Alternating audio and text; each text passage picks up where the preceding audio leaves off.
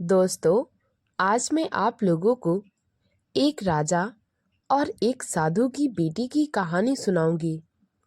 राजा साधु की बेटी के प्यार में इतना पागल हो जाता है कि वह अपने राजकुमार और राजकुमारी को जान से मरवाने का आदेश दे देता है। उसके बाद राजा के साथ क्या होता है, इस कहानी में सब कुछ विस्तार से सुनेंगे। अगर इससे पहले आप मेरे चैनल पर नए हैं तो प्लीज़ मेरे चैनल को सब्सक्राइब करें, वीडियो को लाइक और शेयर करें। तो आइए कहानी को सुनते हैं। धर्मपुरा नाम की एक नगरी थी। वहाँ पर एक राजा राज्य करता था। राजा बहुत ही धर्मात्मा राजा था। वह अपनी प्रजा से बहुत प्यार करता। प्रजा की छोटी से छोटी चीज के लिए वह हमेशा तत्पर रहता।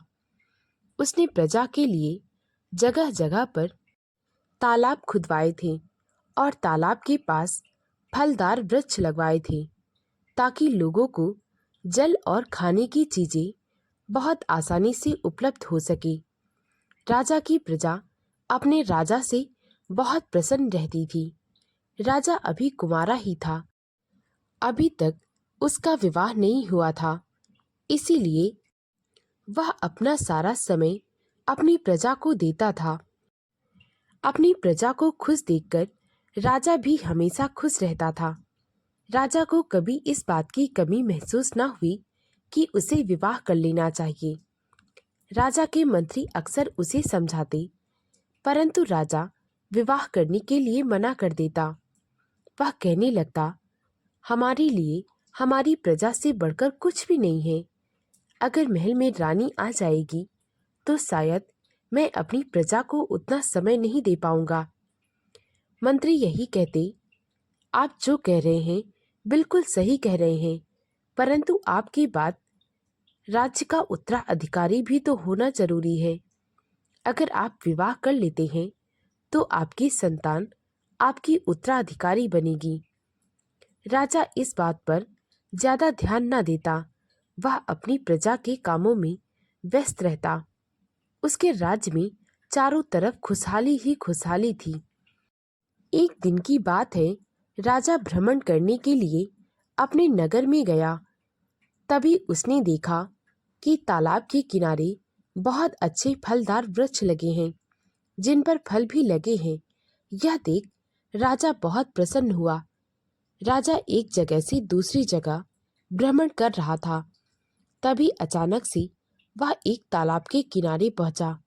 वहां पर एक लड़की स्नान कर रही थी। जब उस लड़की ने राजा को देखा तो वह एकदम से घबरा गई।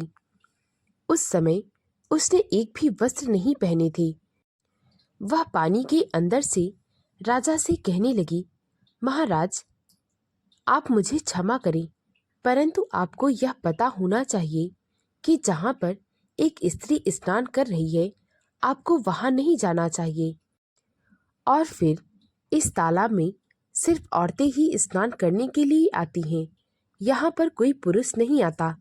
राजा कहने लगा, मुझे इस बात के बारे में बिल्कुल भी नहीं पता था। इतना कहकर राजा वहां से चला गया। जब राजा रात में सो रहा था तो बार बार उस लड़की की तस्वीर उसके सामने आ जा रही थी। वह लड़की राजा की नजरों से दूर ना हो रही थी। अगले दिन राजा फिर से वहीं पहुंच गया। वह लड़की कहने लगी, महाराज, आज आप फिर से आ गए।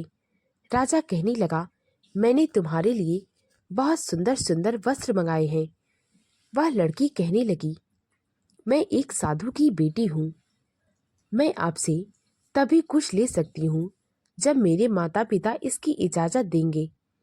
आप ऐसा करो, मेरे आश्रम में जाकर वे वस्त्र दे आइए। अगर मेरे माता पिता ने उन वस्त्रों को स्वीकार कर लिया तो मैं उन वस्त्रों को ले लूंगी, अन्यथा मैं उन्हें हाथ भी नहीं लगाऊंगी। राजा फिर से चुपचाप वहां से चला आया और लड़की के सारे कपड़े उसके आश्रम में पहुंचा दिया। राजा उस लड़की को भूलने की कोशिश कर रहा था, परंतु उसे भूल ना पा रहा था। धीरे धीरे राजा को उससे प्यार हो गया।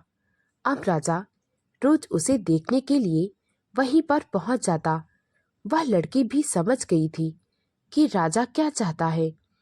वह कहने लगी, महाराज, मैं आपकी हो सकती हूँ, परंतु जब आप मेरे माता पिता से विवाह की इजाज़त ले लेंगे तो मैं आपके साथ विवाह कर लूँगी।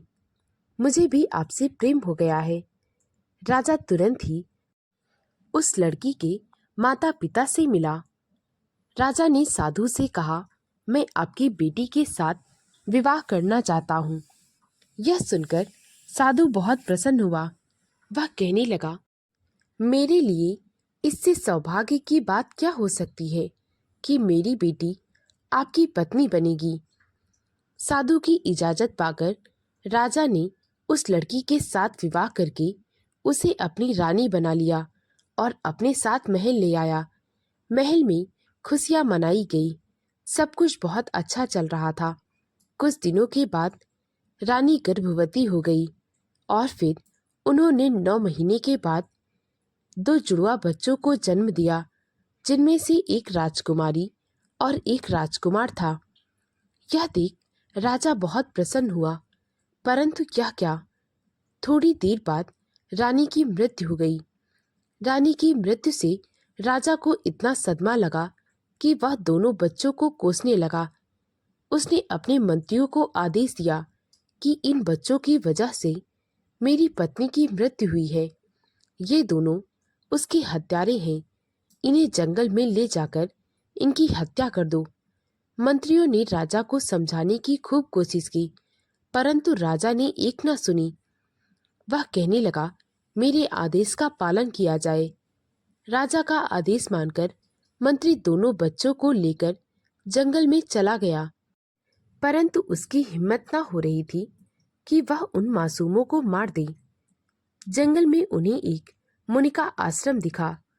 मंत्री उन दोनों बच्चों को मुनि के पास ले गया और सारी बातें बता दी। वह ऋषि कहने लगा, तुम इन दोनों बच्चों को मेरे आश्रम में छोड़ दो और राजा से कहना कि मैंने उन्हें मार दिया। मंत्री दोनों बच्चों को ऋषि को देकर चला आया और राजा से कहने लगा कि मैंने दोनों को मार दिया। राजा को अपनी पत्नी के जाने का बहुत सदमा लगा। वह बहुत दुखी रहने लगा। धीरे धीरे समय बीत रहा था।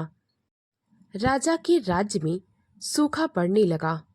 राजा ने जो तालाब बनवाए थे वे सब सूखने लगे। पेड़ों में फल नहीं लगते, पत्ते भी सूखे सूखे रहते।